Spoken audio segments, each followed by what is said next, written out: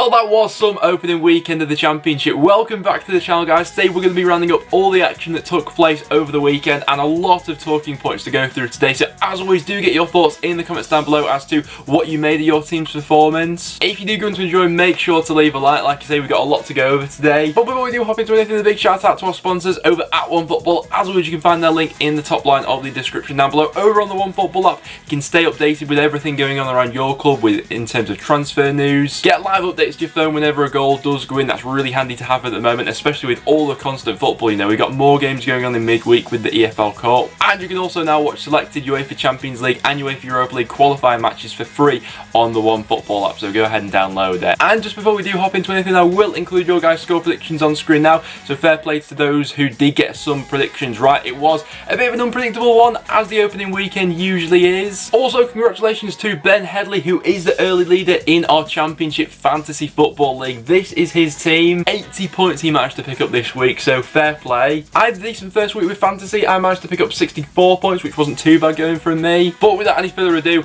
let's hop into talking about these matches. So starting out with Friday night's game, that saw Watford get off to the perfect start under new manager Vladimir Ivic as they beat Middlesbrough by 1-0. Now, it wasn't the best opening day fixture that we've ever seen. It was a bit of a pedestrian one, especially for the second half, but Watford got off to a brilliant start. It was quite an inventive corner, short taken, and then a brilliant whip into the box and a bullet header from Craig Cathcart. If you were to say one thing about Middlesbrough sides, it's that they're usually pretty good at defending from those set-piece situations, but this time Cathcart managed to bully his way in there, and like I say, it was a brilliant header. After that, Borough had a few chances, but you felt like Watford never really clicked out of first gear, and they had that level to go up into. Obviously, I know they do have players to come back into that squad, and I'm sure that it's a building process that will continue to go on throughout the season. But like I say, Borough had a couple of chances. Fletcher had one that just went wide. Assombalonga had a free kick in the second half, which got tipped over the bar by Ben Foster, but there wasn't a whole bunch of goal-mouth action in that one. Like I say, Watford in the second half seemed to be content with what they had, and by all accounts, you know, there's not really much to complain about. 3 points on the opening day. Like we mentioned on the last video, last season, each of the relegated sides from the Premier League all lost on the opening day, so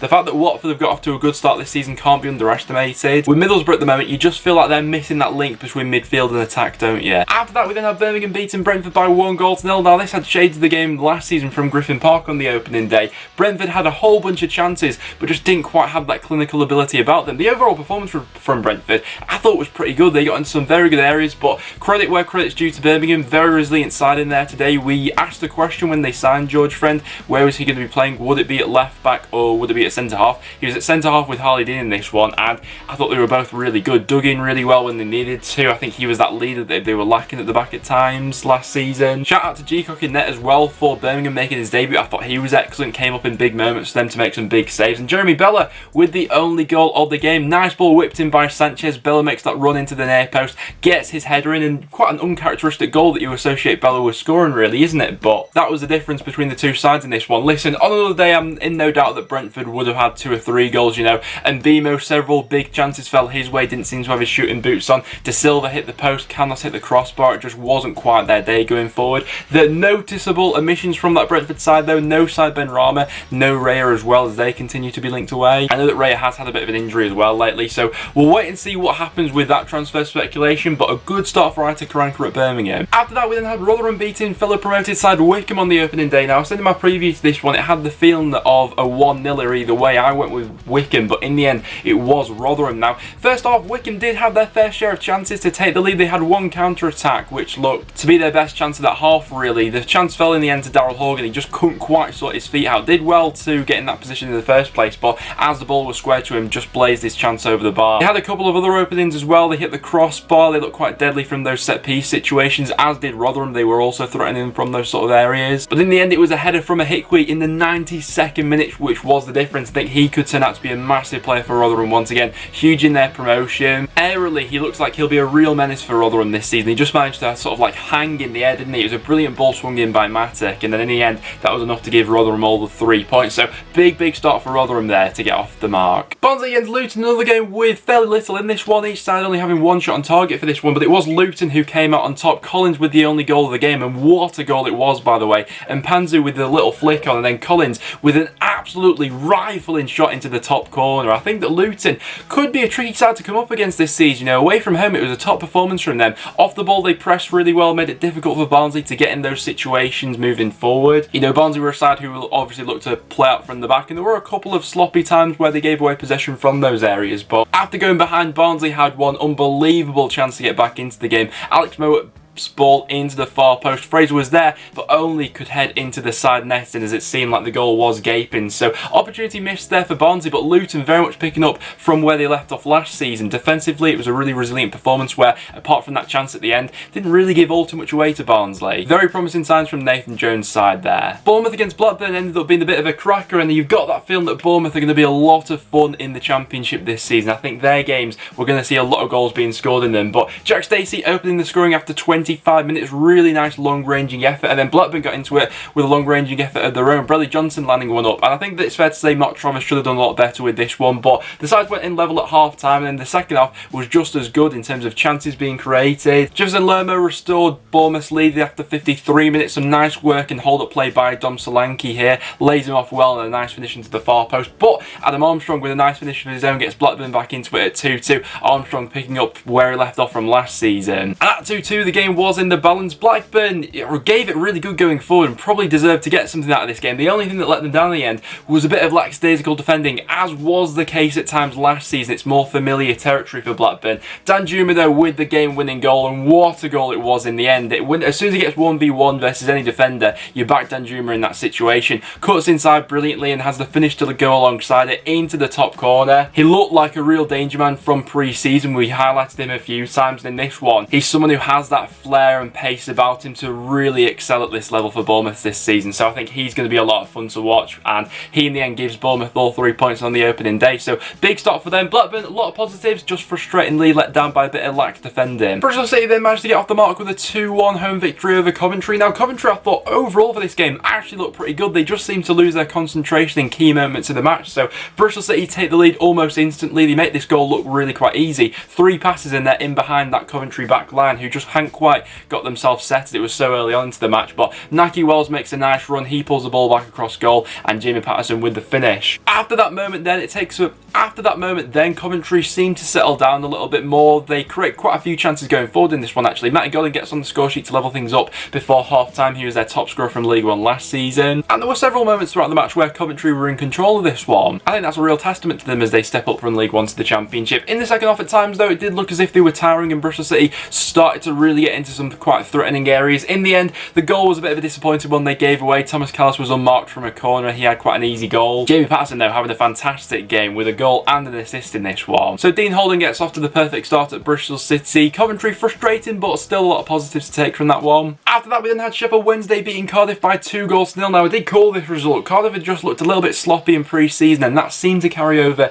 into this one, but taking nothing away from Wednesday, who took their chances when they came along. Their midfield, I thought, worked really efficiently for this one. I think it had the right balance about it. Barry Bannon, excellent pulling the strings for them. We all know the quality that he had. And alongside someone like Luongo and someone to help him out with that creative side like Izzy Brown, seemed to have a real nice fluid balance to it. But they took the lead after just 4 minutes. Josh Windass with the goal. It was a sloppy, lazy pass from Bacuna to give away possession. And with a player like Josh Windass, they have a striker there who's able to play off the shoulder, has that pace about him to get in behind and really finish the chance quite nicely. Izzy Brown there getting his first assist for the season as well. They then managed to double their lead just before half-time. One area where Sheff Wednesday could look quite threatening from this season is those set-piece situations with a player as good as Barry Bannon to deliver them into the box. But it was a little bit inventive, this one. They played the free kick wide, had a couple of headers going, and in the end, Jordan Rhodes got the final touch on it.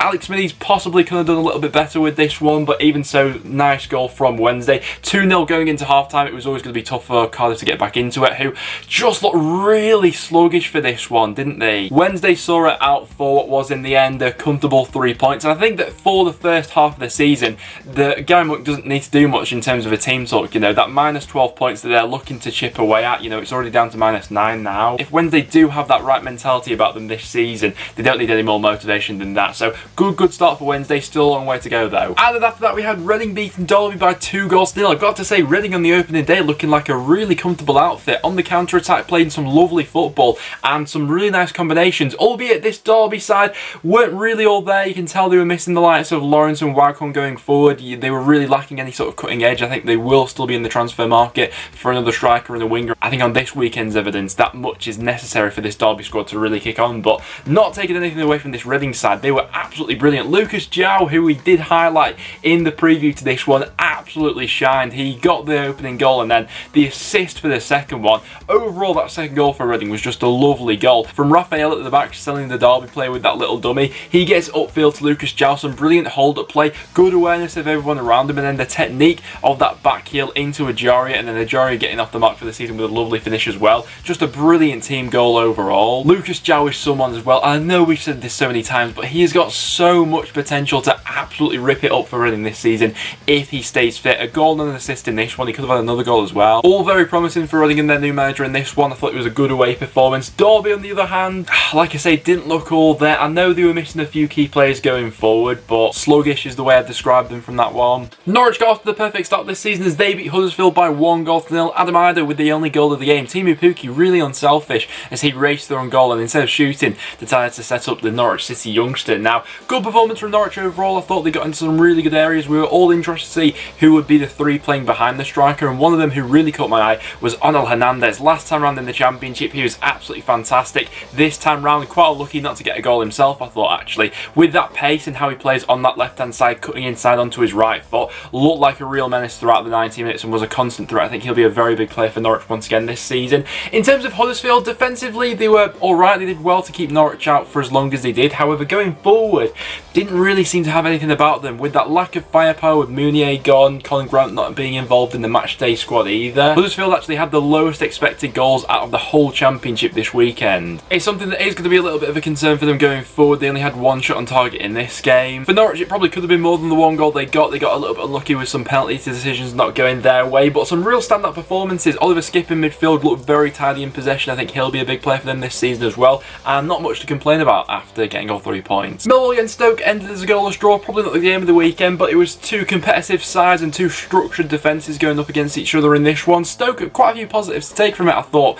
With the lineup, it's quite a physical team they've got in there, but when they play the likes of Campbell or Brown, who came off the bench in the second half, they got that player who can get in behind and stretch the opposition defence. Probably one of the biggest decisions in this game was Jacob Brown going down in the box in the second half after a challenge from Hutchinson. The referee gave that as a free kick the other way and booked Brown for diving. My view of it, I didn't think it was a penalty. I thought Hutchinson does sort of bump into the back of him, but I don't think there's enough contact there. Certainly don't think it was a dive though. Out of the two sides going forward, it probably was Stoke who had the better chances for this one, but we all know how tough that Millwall side can be to break down. Overall, both sides getting points on the board for this one. Not the worst start in the world. I think they'll both take a bit of confidence from that one and move into their next game. And then we had Swansea beating Northend by 1-0. The frustrating thing from a Preston fan's point of view for this one was it feels like a continuation on last season when we ended the season in really bad form.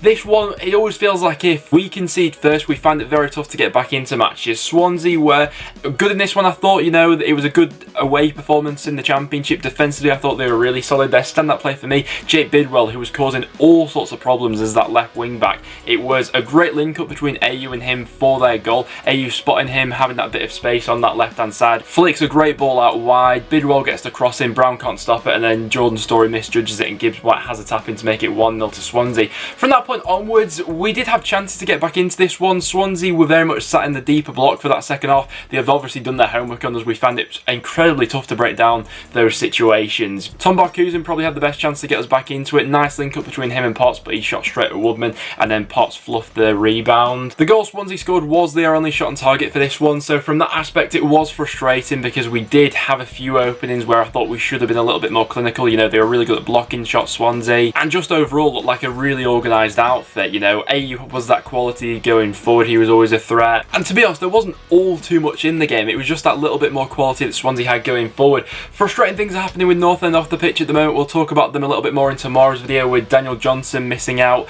on the squad for this one as rumours continue to circulate around his future. Frustrating is how I describe that start to the season for North End. And then to round things off, we had QPR beating Forest by 2-0. Brilliant way to start the season. Dykes getting off the score sheet as well. He opened the scoring with the penalty, also involved in the second game, and just throughout the 90 minutes was a real handful for that Forest backline. Seems like he has all the attributes about him to really do well at this level. But in terms of Forest, 3 key chances all fell the way of Lewis Grobban, but it just wasn't his day, was it? He had one glancing header in the first half. In the second half, had 2 other excellent chances. I mean, listen, Lewis Grobban, I still rate as a top striker. Another day he puts them all away. He gets a hat-trick, and, you know, Forest win by 3-2. But really impressed by this QPR side in this one. Also, Chair gets off the mark as well. Him trying to, you know, fill the role that's been left by Eze. Dykes involved in that one as well. Samba couldn't quite tip the ball wide enough, and he did well on the follow-up. What's frustrating for Nottingham Forest, though, is very similar to what I said about Preston. It feels like a continuation from last season. You know, they ended it in horrific form,